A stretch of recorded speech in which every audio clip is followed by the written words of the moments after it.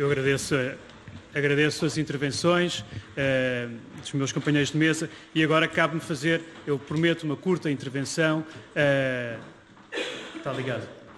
Uma curta intervenção, não caso a caso, enfim, como vimos aqui 3 experiências, uma de âmbito nacional e 2 de âmbito autárquico. Eu vou falar dos dados que estão no livro e que vão ter acesso, depois, assim que terminarmos esta sessão, sobre o cenário destes orçamentos participativos em Portugal. E eu queria partilhar convosco 6 ideias-chave. Em 15 anos de OP que temos em Portugal, sensivelmente, este processo, esta iniciativa, este instrumento, emerge como uma resposta à crise de confiança nas instituições. Essa é, digamos, a base, é o motor que está na origem dos orçamentos participativos em Portugal. Podia ser outro, e veremos na segunda parte desta sessão sobre os OPs no mundo. Há muitas outras motivações. Em Portugal é a resposta à crise de confiança que todos nós sentimos. E é muito interessante ver os dados, nomeadamente quando comparamos a abstenção eleitoral, um dado muito simples, e que ela é historicamente e tradicionalmente bastante elevada nas eleições autárquicas, digamos. E ela atinge o pico mais elevado, a abstenção mais elevada nas autárquicas, é em 2013, em plena crise, como sabemos, e ultrapassa os 47%. É a taxa mais elevada de abstenção que temos e ela depois desce em 2017 ligeiramente, já num contexto de recuperação da economia, enfim, como todos sabemos.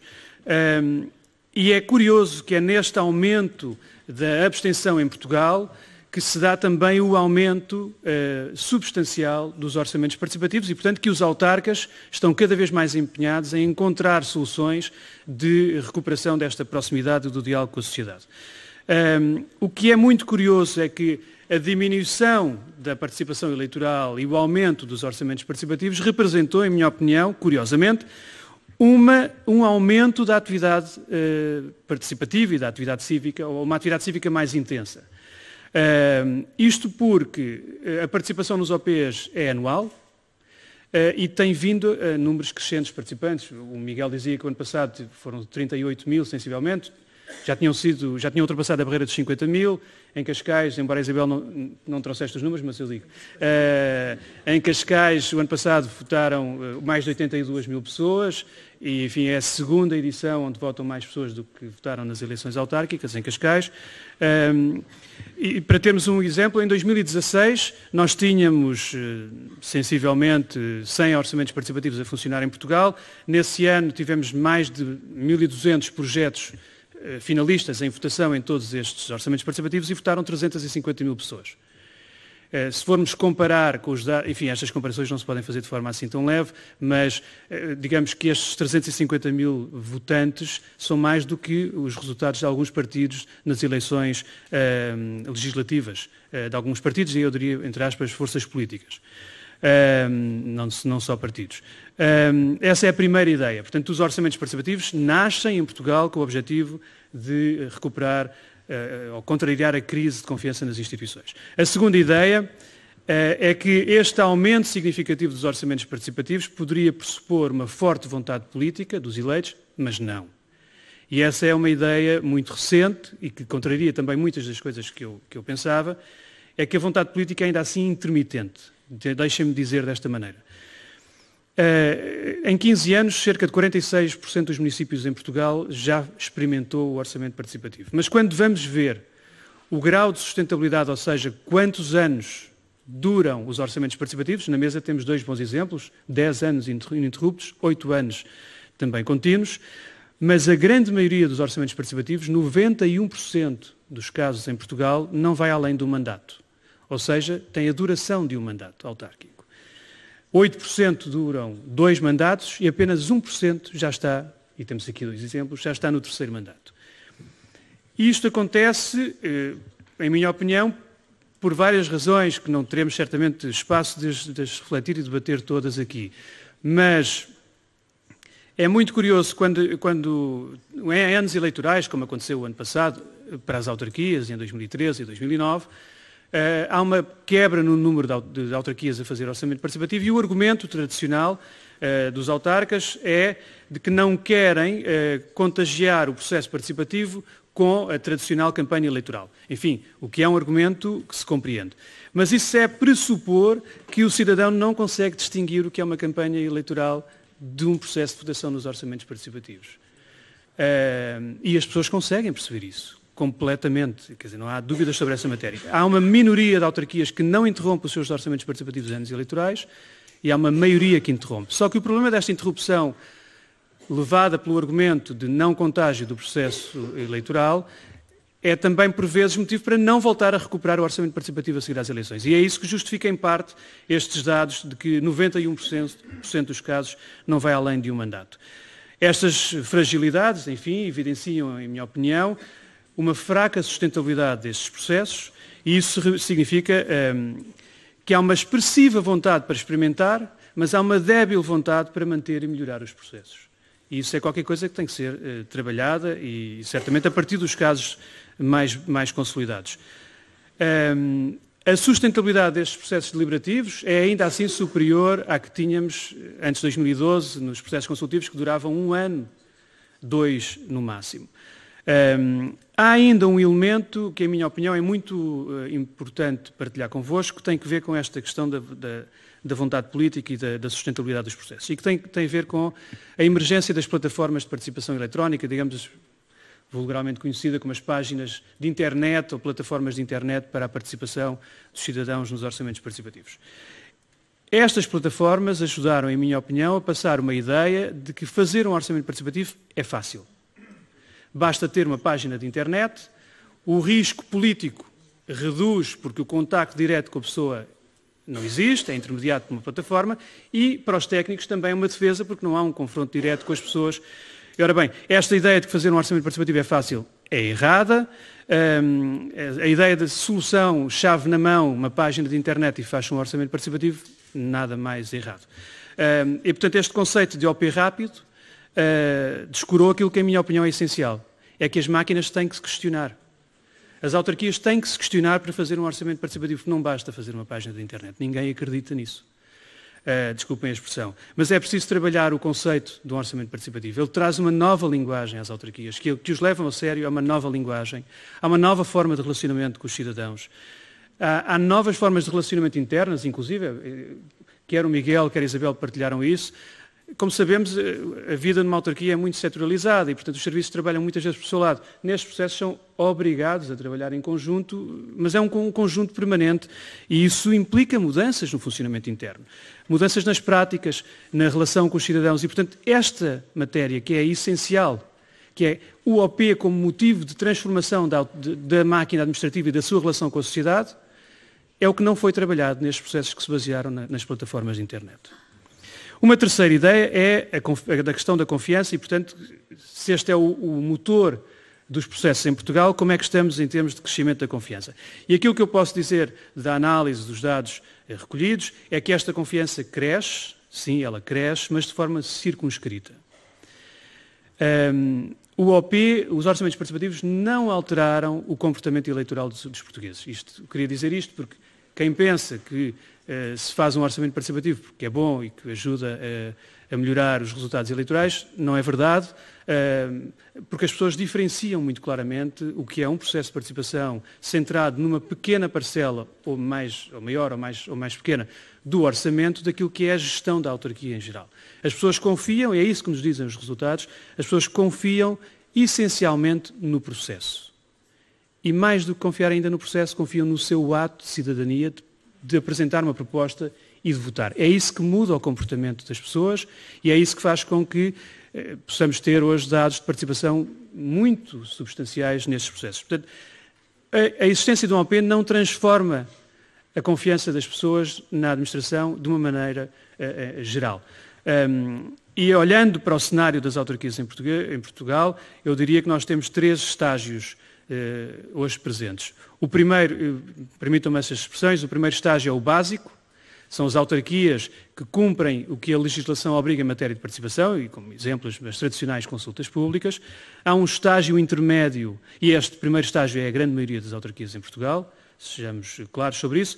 Há um segundo nível que eu diria que é o nível intermédio e que são as autarquias que, para além de também, naturalmente, cumprirem aquilo que têm que fazer em matéria de participação, por via das imposições legais, estão a iniciar processos voluntários, portanto, não obrigatórios, voluntários de participação dos cidadãos, e é aqui que se insere o universo dos orçamentos participativos, entre outras práticas que também já foram aqui hoje referenciadas. E há um terceiro nível, e este terceiro nível é, em minha opinião, coincidente com aquele 1% dos municípios que levam os orçamentos participativos já ao terceiro mandato, que é um nível avançado, que não apenas o OP já está num nível de consolidação mais elevado, mas como estão a integrar outras práticas de participação na ideia de criar um sistema municipal, um sistema autárquico de participação, em que tem um orçamento participativo de caráter deliberativo que permite decidir parte do dinheiro, mas tem outros processos consultivos e, enfim, de outras características que reforçam outras áreas de participação para além da questão financeira.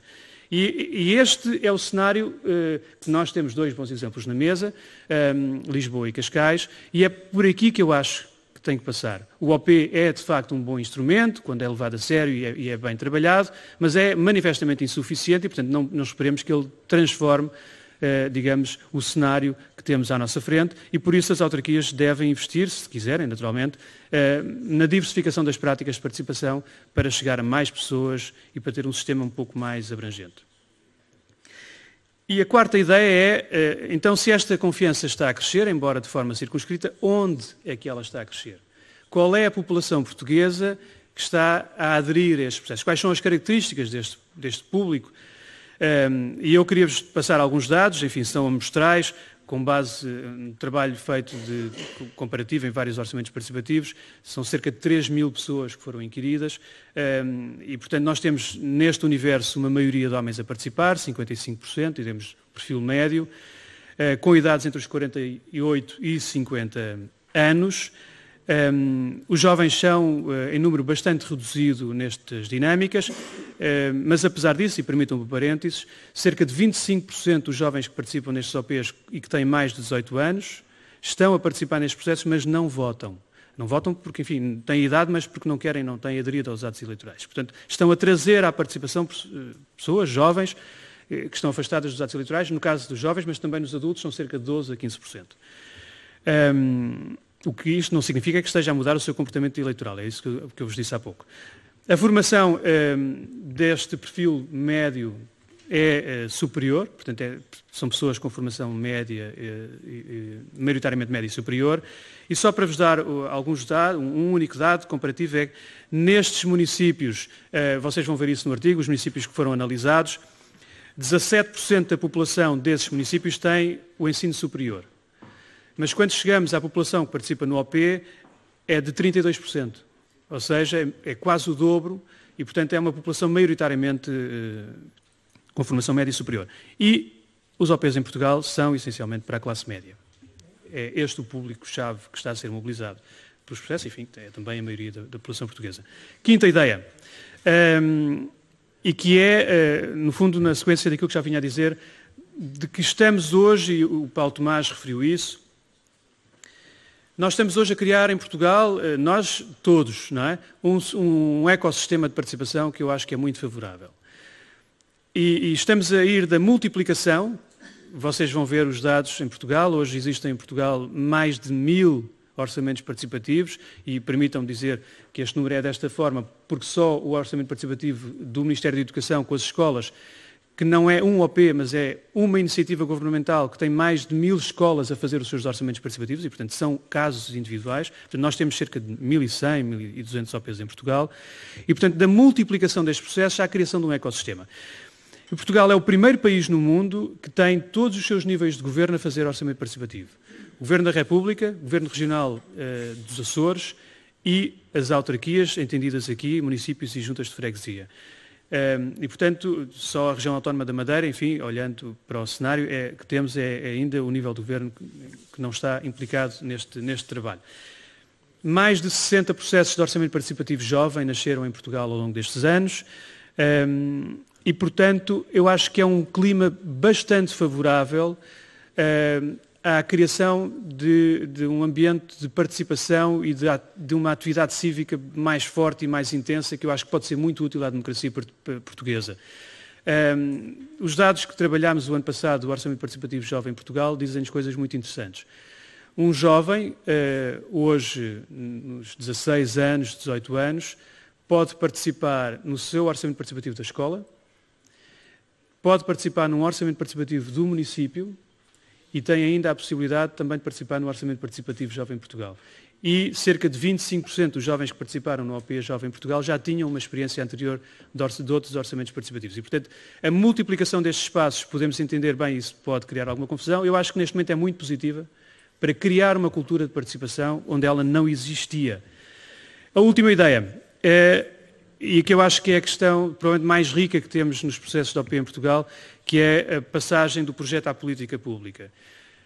Nestes anos em Portugal, os cidadãos decidiram cerca de 100 milhões de euros em orçamentos participativos. Não é muito, mas é dinheiro público, é investimento público e é, desse ponto de vista, bastante interessante. Mas mais do que os 100 milhões de euros que decidiram de forma direta em projetos concretos, há hoje um contágio que vai muito além do dinheiro e que entra nas políticas públicas. Temos também aqui, enfim, não é por acaso, mas temos dois bons exemplos onde isso acontece.